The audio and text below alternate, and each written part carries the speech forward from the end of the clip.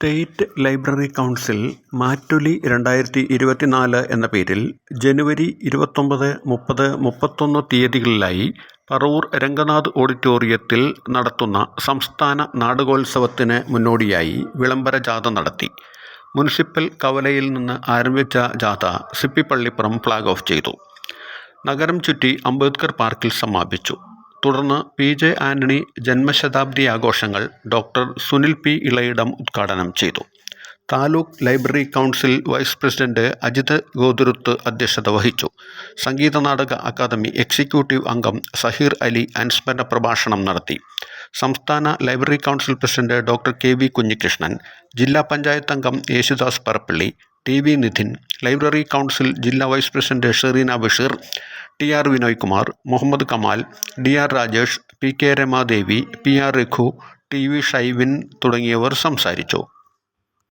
ആ നാടകങ്ങളാകട്ടെ വെറും നാടകങ്ങൾ എന്നതിനപ്പുറം നമ്മുടെ ദേശീയ പ്രസ്ഥാനത്തിൻ്റെ ചരിത്രത്തോടും ഇടതുപക്ഷ രാഷ്ട്രീയത്തോടും കർഷക സമരങ്ങളോടും ഒക്കെ ബന്ധപ്പെട്ടാണ് രൂപപ്പെട്ടത്. കെ. ദാമോദരൻ്റെ പ്രസിദ്ധമായ പാട്ടബാക്കി നമുക്കൊക്കെ അറിയുന്നത് പോലെ പൊന്നാനിയിലെ കർഷക സംഘത്തിൻ്റെ വാർഷിക സമ്മേളനത്തിൻ്റെ ഭാഗമായി അവതരിപ്പിക്കുന്നതിന് വേണ്ടി തയ്യാറാക്കിയ ഒന്നാണ്.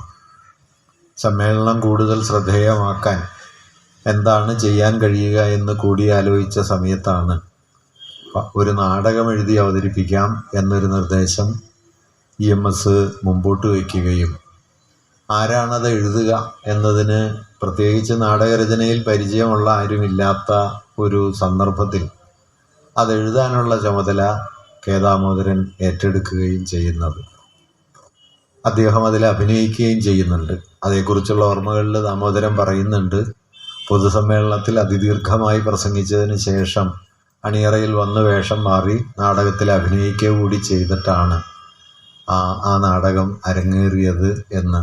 അങ്ങനെ നാടകരചയിതാവും നാടകത്തിൻ്റെ സംഘാടകനും നാടകത്തിൻ്റെ അഭിനേതാവും ഒക്കെയായിട്ട് കെ. ദാമോദരൻ പാട്ടബാക്കിയുടെ ചരിത്രത്തിലുണ്ട്.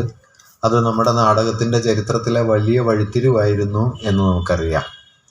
അതിൻ്റെ അരങ്ങൊരുങ്ങിയതും അതിൻ്റെ പരിശീലനക്കളരിയായി മാറിയതും ഈ EMSൻ്റെയും ദാമോദരൻ്റെയും ഒക്കെ കൂട്ടായ്മയിൽ അവിടെ വികസിച്ച് വന്ന ഒരു ചെറിയ ഗ്രന്ഥാലയമായിരുന്നു എന്നും അതിൻ്റെ ചരിത്രത്തിൽ നമുക്ക് കാണാൻ പറ്റും. ഇത് പാട്ടബാക്കിയുടെ മാത്രം കാര്യമല്ല. കേരളത്തിലെ ഏതാണ്ട് 1940 മുതൽ 70 വരെയുള്ള ഒരു 3 പതിറ്റാണ്ടിനിടയിൽ കേരളത്തിലെ നാടക പ്രവർത്തനത്തിൻ്റെ ഏറ്റവും പ്രധാനപ്പെട്ട സംഘാടന രൂപമായി സ്ഥാനങ്ങളായി ഗ്രന്ഥാലയങ്ങൾ പ്രവർത്തിച്ചിരുന്നത് നമുക്ക് നോക്കിയാൽ കാണാം. ഈ ചാനൽ ഷെയർ ചെയ്യുക, സബ്സ്ക്രൈബ് ചെയ്യാൻ മറക്കരുത്.